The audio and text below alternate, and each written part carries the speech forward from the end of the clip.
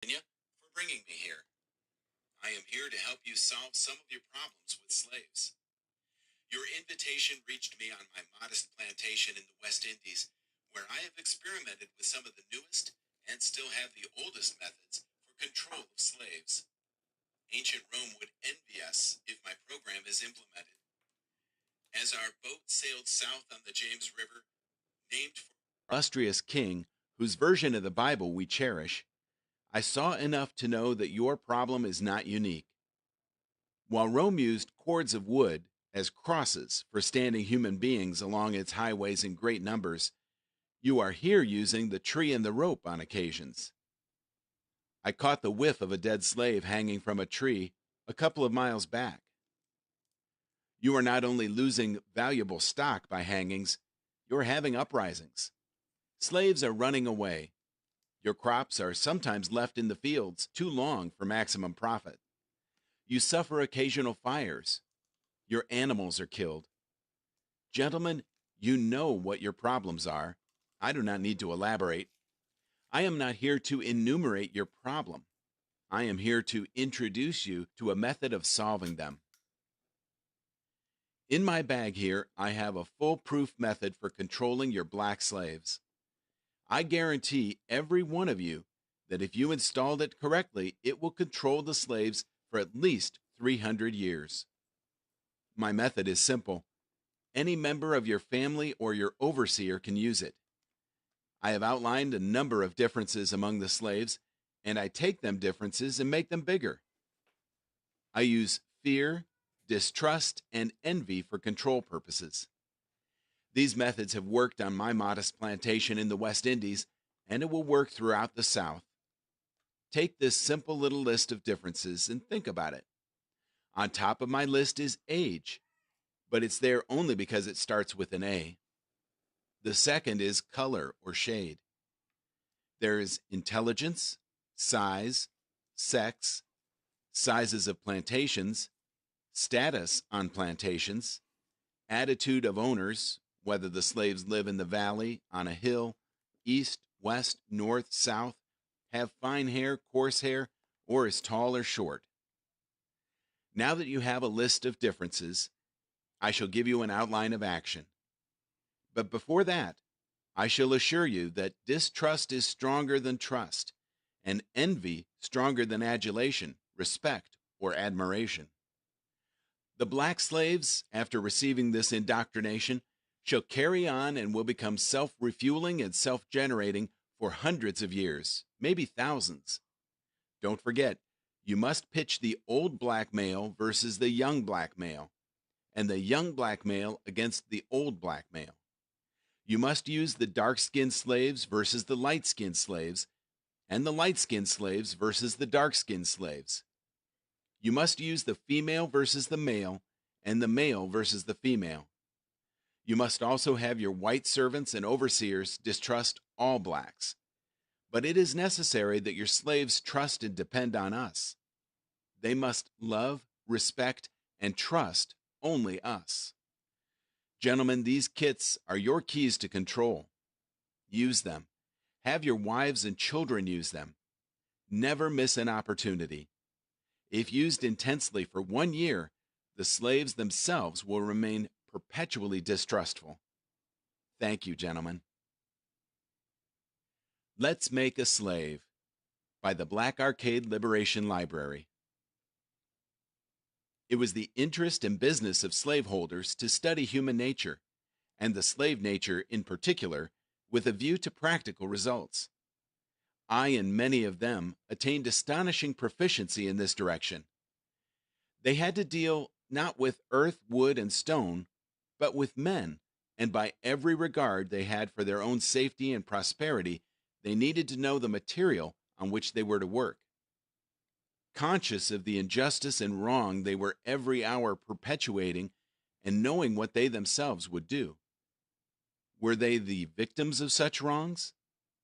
They were constantly looking for the first signs of the dreaded retribution. They watched, therefore, with skilled and practiced eyes, and learned to read with great accuracy the state of mind and heart of the slave through his sable face. Unusual sobriety, Apparent abstractions, sullenness, and indifference, indeed any mood out of the common, was afforded ground for suspicion and inquiry. Frederick Douglass. Let's Make a Slave is a study of the scientific process of man breaking and slave making. It describes the rationale and results of the Anglo Saxons' ideas and methods of ensuring the master slave relationship, the origin and development of a social being called the Negro. Let us make a slave. What do we need? First of all, we need a black nigger man, a pregnant nigger woman, and her baby nigger boy. Second, we will use the same basic principle that we use in breaking a horse, combined with some more sustaining factors. What we do with horses is that we break them from one form of life to another. That is, we reduce them from their natural state in nature. Whereas nature provides them with the natural capacity to take care of their offspring, we break that natural string of independence from them, and thereby create a dependency status, so that we may be able to get from them useful production for our business and pleasure. Cardinal principles for making a Negro. For fear that our future generations may not understand the principles of breaking both of the beasts together, the nigger and the horse, we understand that short-range planning economics results in periodic economic chaos, so that to avoid turmoil in the economy, it requires us to have breadth and depth in long-range comprehensive planning, articulating both skill-sharp perceptions. We lay down the following principles for long-range comprehensive economic planning. 1. Both horse and niggers is no good to the economy in the wild or natural state. 2. Both must be broken and tied together for orderly production. 3. For orderly future, special and particular attention must be paid to the female and the youngest offspring. 4. Both must be crossbred to produce a variety and a division of labor. 5. Both must be taught to respond to you in a peculiar new language. 6.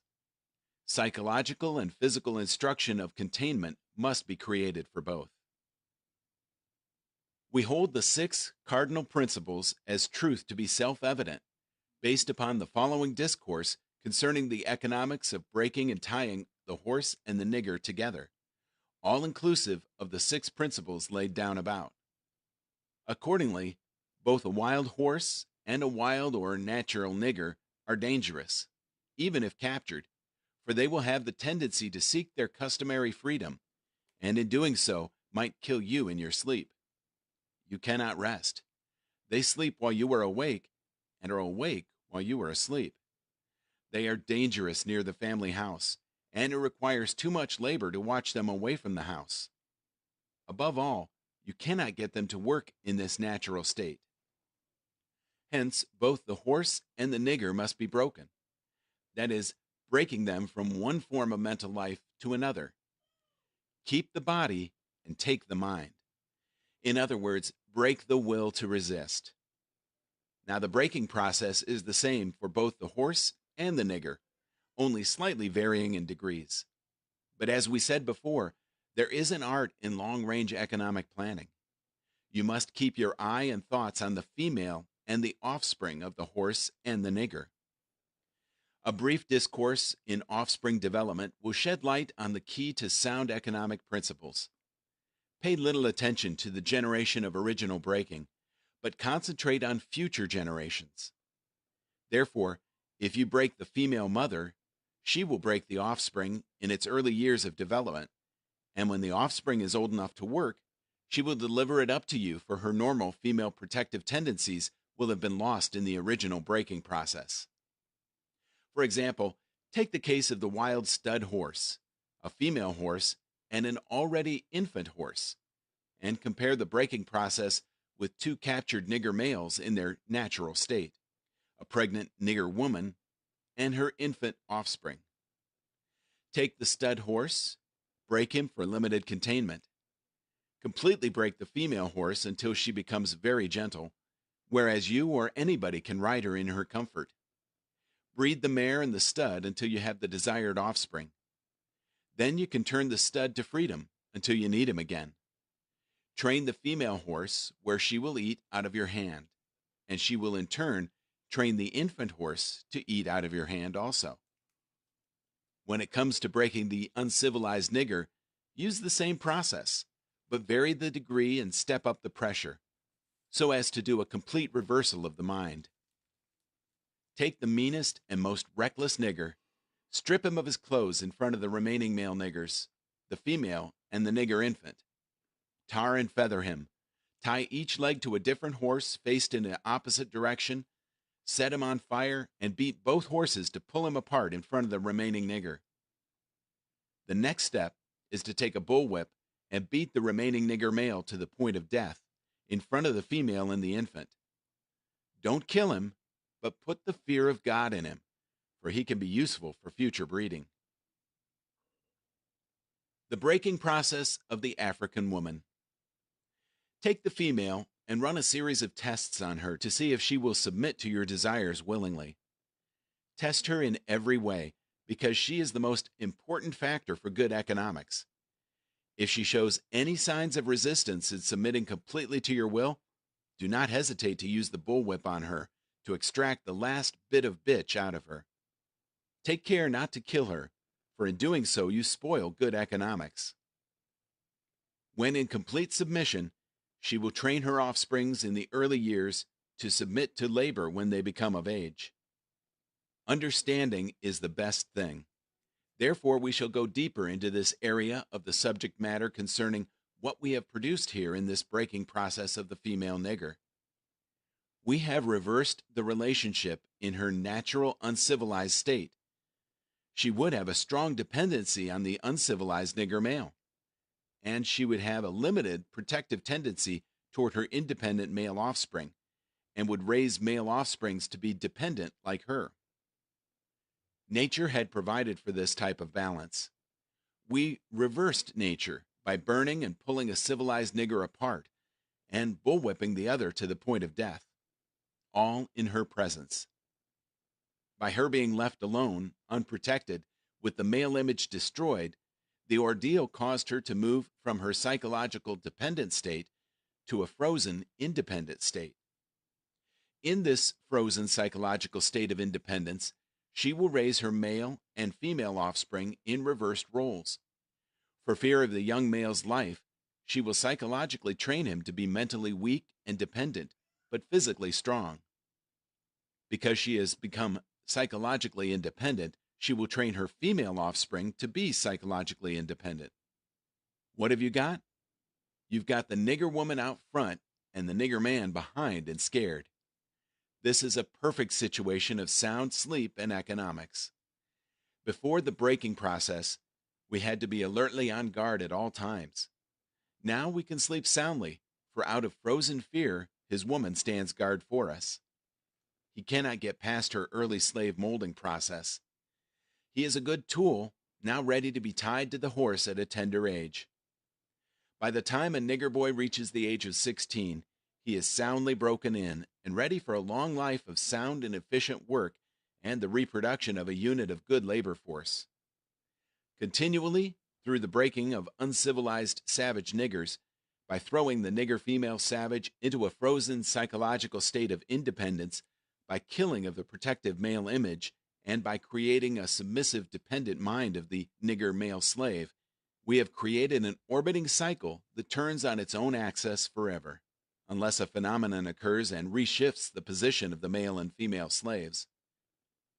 We show what we mean by example. Take the case of the two economic slave units and examine them closely. The Negro Marriage Unit. We breed two nigger males with two nigger females.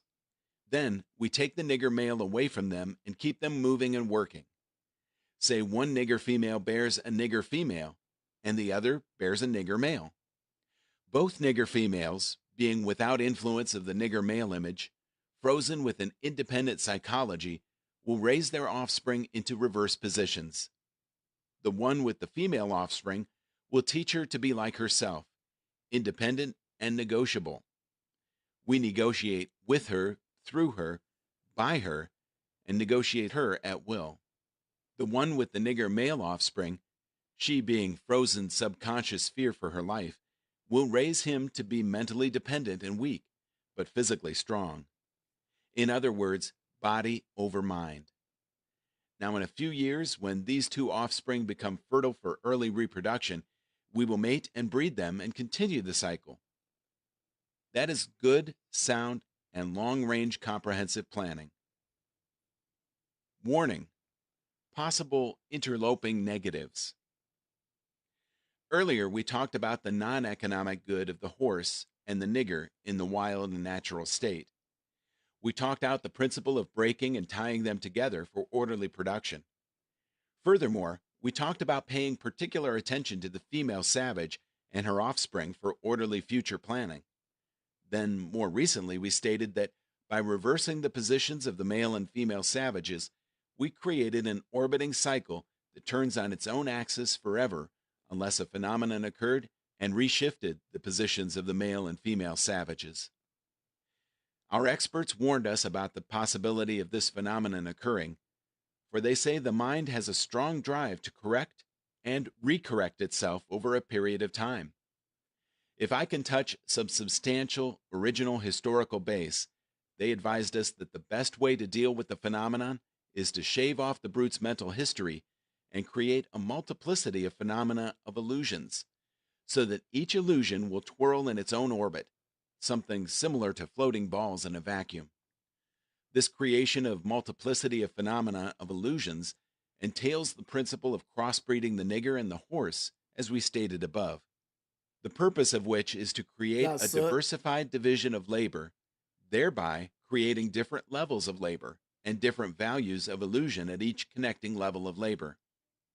The results of which is the severance of the points of original beginnings for each sphere of illusion.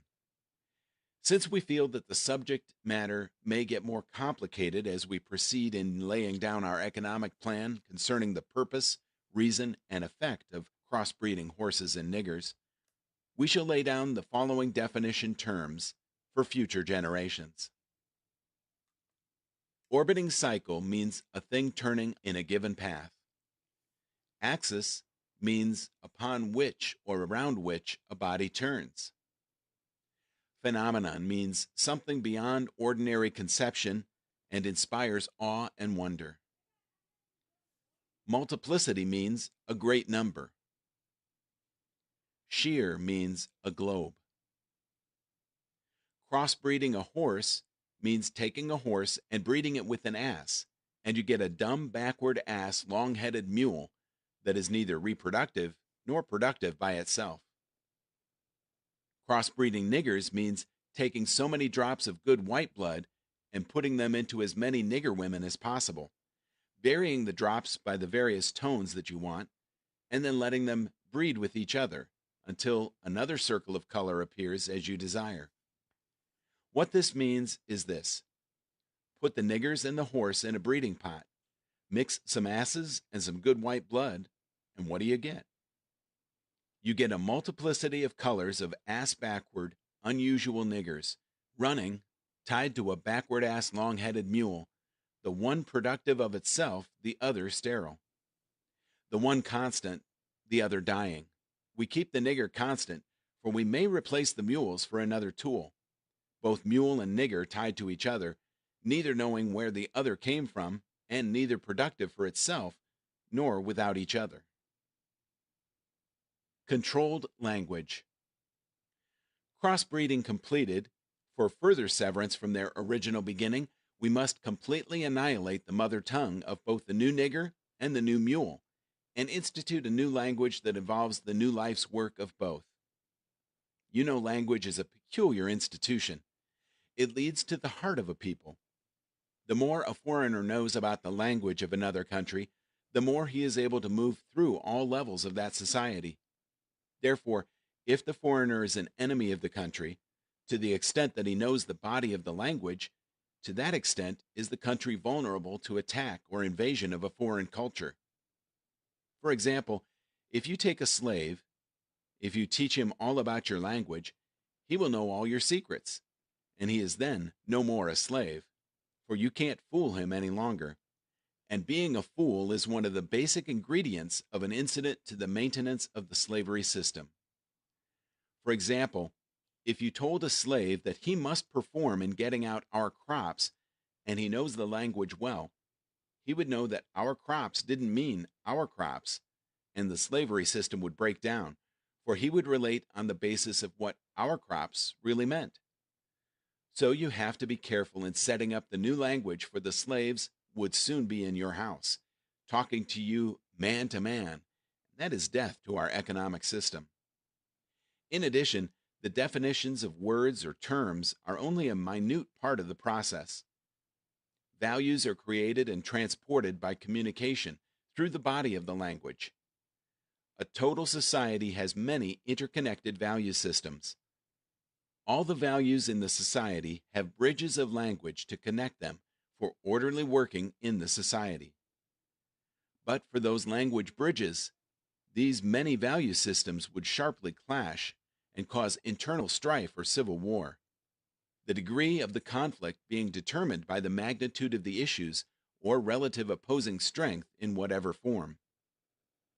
For example, if you put a slave in a hog pen and train him to live there and incorporate in him to value it as a way of life completely, the biggest problem you would have out of him is that he would worry you about provisions to keep the hog pen clean, or take the same hog pen and make a slip and incorporate something into his language where he comes to value a house more than he does his hog pen.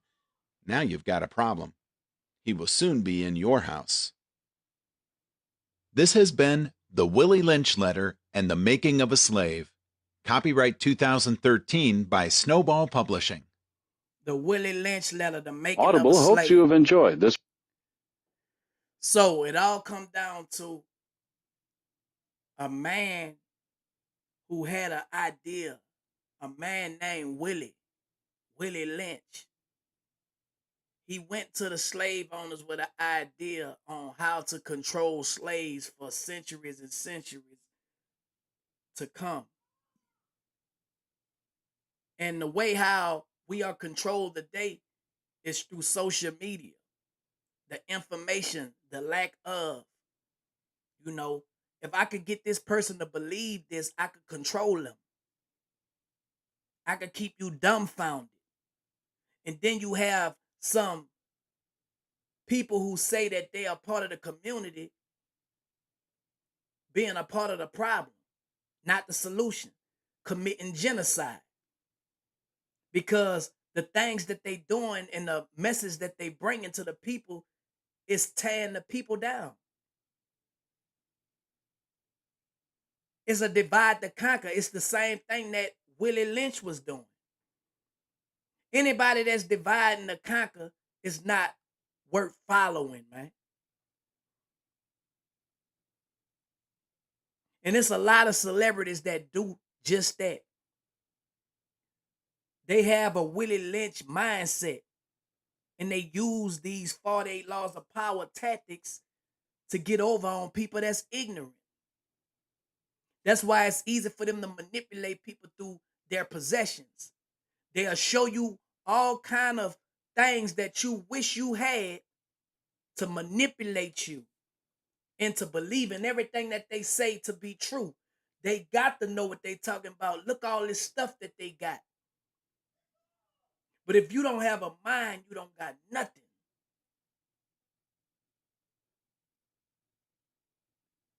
If you don't got a mind, you don't got nothing, man. You just a part of the problem. You not contributing nothing.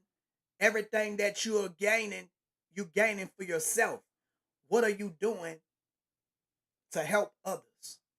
Y'all have to ask yourself, are some of these people I'm following being selfish?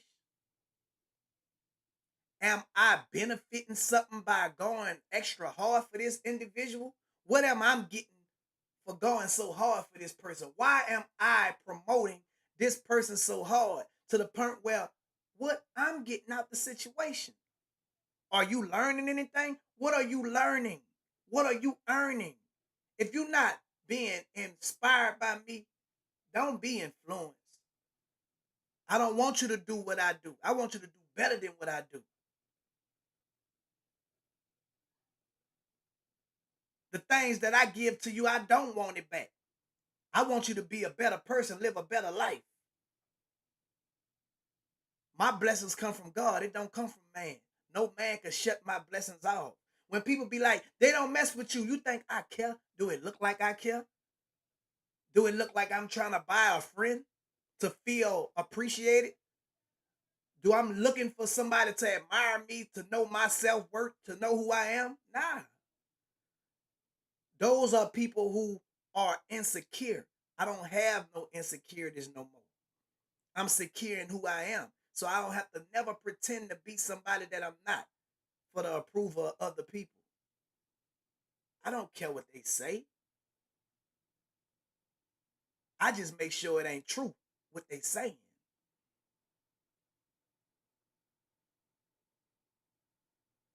I'm not gonna go back and forth trying to prove to them something that they didn't made up and they ain't prove it to you yet. If you made that character up, you need to prove the facts. Cause I can't argue about something that I don't know about.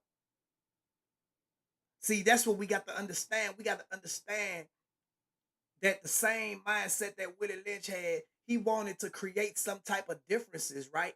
If I could create some type of differences where they could compete, compare, and measure, they won't focus on what they gotta like. I could create this divide to conquer. It to the point now Willie Lynch don't got to do it. You do it for him. He put the plan in effect centuries ago, and it's still working today. Because people don't want to what? Use their mind.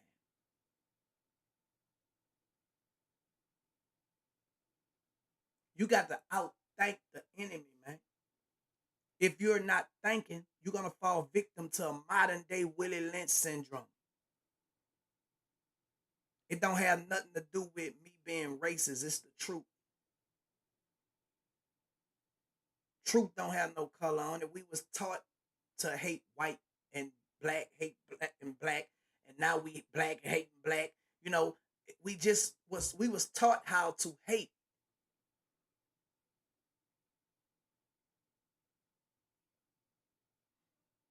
We learned how to hate from the people who was hating us. And we do the same thing. We do the same thing today, but want to complain about what somebody else not doing for us when we're not doing it for ourselves. How you gonna complain about what the government owe you with reparation if you not helping yourself? What are you doing to uplift the youth to stop this cycle of genocide? If you're a person of influence, man, you have a responsibility. God ain't give you the people to manipulate them and continue to use them. Y'all see what I do, man. I teach. And that's some of their biggest fears because the things that I'm teaching people it open up their eyes. And then it's like people who are manipulative, they don't want y'all to know things because they fear, damn, if I know things now, y'all not no good for me. I can't use y'all. You can't use a person that got knowledge and understand how to use it. You can't use a person that's not impressed by your watch, necklace, earrings, and grill. See, that's what a lot of rich people gonna do. Y'all notice, I'm telling y'all, this is what they gonna start doing. They gonna start being braggadocious, bragging and showing y'all things that they have because they don't have a mind to keep up with people who are waking up. So what they do is, okay, you got all this smart, you got all this, but it don't have nothing to do with you being smart. Far as education, your smart is you know how to live as a human being. You know how to respond to certain situations. Your character is intact. That's spiritually rich, man. when their character is being tormented. A man could gain the whole world and lose his soul, man. And you can have your soul, man, and not have the world and still be at peace. Why are some of these people who got all these material things in life mad at people who don't?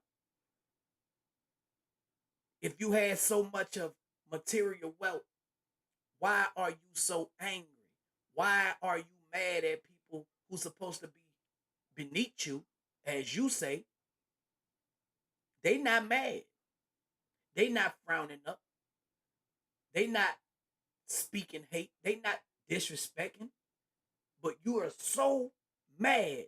That's because your soul is not right. Your spirit not right. See, you got a fake facade. Under the fake facade is a hurt little boy or a hurt little girl. You really hurt.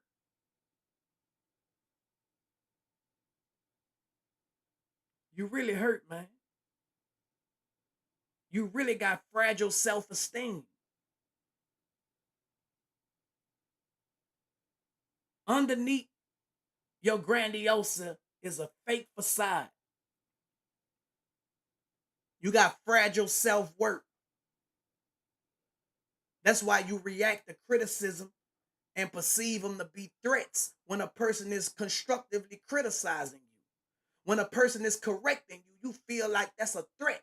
You feel like a person hating on you. You feel like a person is not on your side.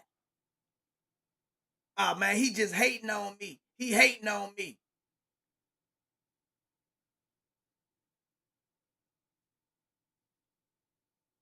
Look what I got. Don't listen to him. He don't got what I got. And you don't got what I got. A peace of mind. It's more people who would rather have a peace of mind to get the piece of property. Because you could have the piece of property with no peace of mind and lose that piece of property if you don't check yourself. I'm not impressed by that.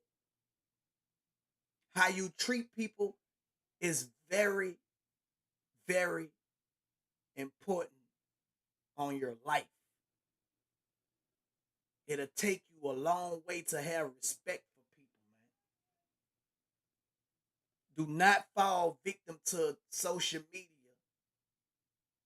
of people who saying, "Oh, he's saying something, but he making sure that he say he ain't beefing. He ain't.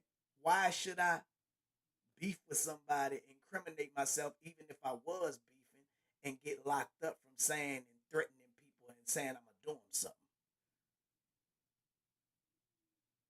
See, they be so ignorant. They want you to say, "I'm about to go kill him tomorrow, and this how I'm gonna do it. This what I'm gonna have on for you to be considered real." Don't fall for that. Be as much peace as you can. Speak your mind and go on to the next topic.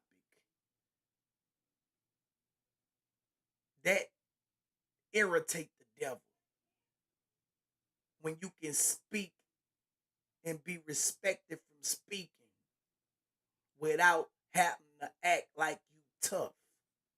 That's powerful, man. That's power. That's not a coward. That's power.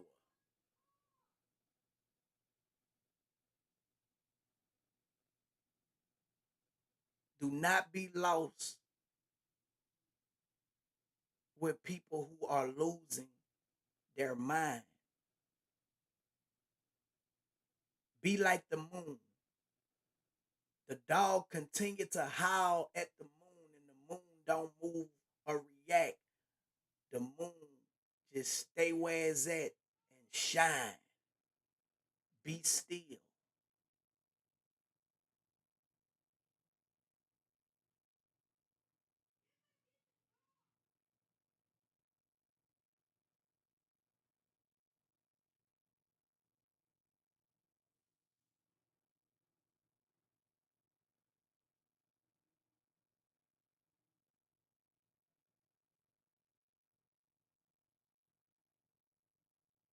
They not gonna like you, man.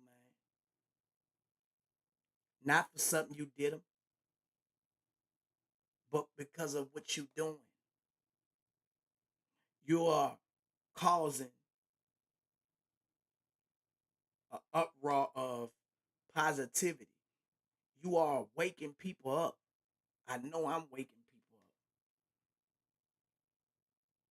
People who had a sense of knowing that this is the right thing, but didn't feel comfortable because they needed the inspiration to go the extra mile to go and keep going.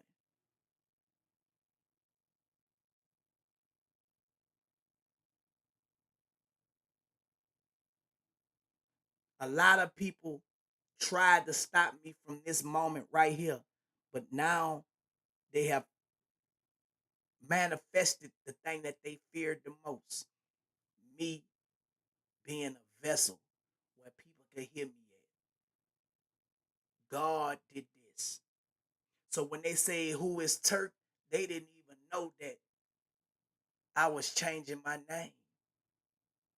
They was trying to make fun of who is Turk. When I was the same, I was feeling the same way, man. Who is Turk? So guess what I did? I made it a hashtag. Who is Turk? Cause fake over. Tab is my real name. You see how the enemy try to use something for bad and God meant it for good. Who is Turk? Cause fake is over. Tab is my real name. If I wasn't educated like the way I am, if God wouldn't allow me to change my mindset the way He did, if I wouldn't have got locked up for all those years that I had, I wouldn't be who I am today. So everything that I went through, all the people who turned their back on me, who didn't give me the welcome home Turk parties, they took and take this as me complaining and crying when I'm glorifying God. I thank God for the opportunity that He allowed me to go through, the experience that I went through to be where I'm at now. I'm not mad and bitter at nobody. In their mind, they thinking the way I'm talking is me saying you owe me. Nah, I appreciate you. And that confused the devil. When they know they did you wrong and you saying you appreciate them, I don't got no beef with you. Don't tell people that because it's a lie. So that's why I constantly say, I don't got no beef with you. Stop painting that picture, making me seem like I'm just like you. No, I'm different. I'm different. I'm chosen for real. God chose me for real. I'm a man of God for real. I stand on spiritual principles for real. And there's nothing man can do that they ain't already tried to do. And it didn't broke me then. It most definitely can't break me now. I didn't pass the test. So now this is my testimony. You can't turn my testimony to a messimony. God gave me the tools to use, the same tools that they try to use to break me down. God gave it to me now. A microphone and camera. It's powerful when it's in the right person possession. It's destructive when it's in the wrong person possession. Either you on the right side or the wrong side. Ain't no in between. And the world is just getting to experience. They getting to know who is Tab. Cause fake over.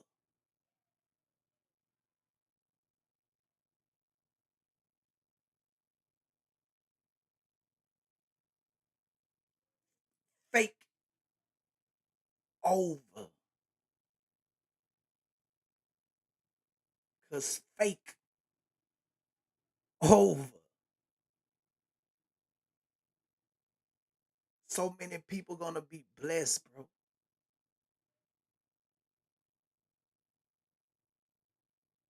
Y'all just keep on going.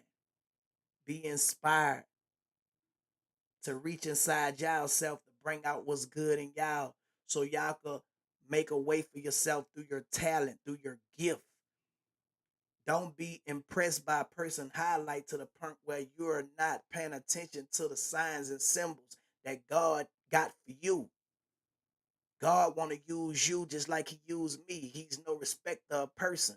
And you don't have to fight for a spot because you already in the spotlight when you got God, man. Watch what God do through this YouTube channel. Watch how fast it grow.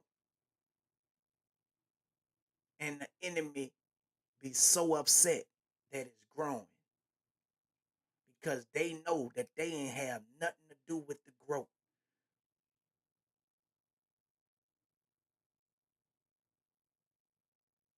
Try coming this way, you get exposed because there's nothing but light over here. No loopholes. It's light over here.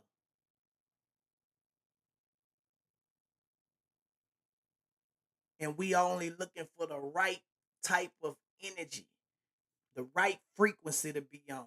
If you're not on the energy that we on, we are not reacting to it, man. And guess what? I ain't ashamed to say it. It ain't no beef. See, that be a lot of y'all with pride that can't say what I say and still walk with your head high. Cause me telling a person, bro, I don't got no beef with you, don't make me no coward. For anybody to think like that, something got to be mentally wrong with them. You want a person to say he got beef to prove to you that he not no coward. Make it make sense,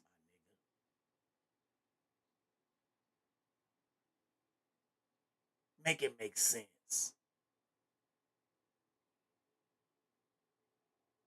It's no man on this green earth that I feel.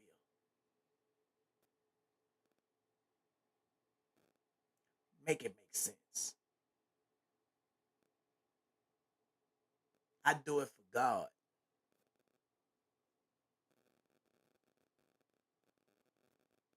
I represent God. And I'm a proper representation of him. That's all. So yeah, man, y'all be encouraged. Think before you react.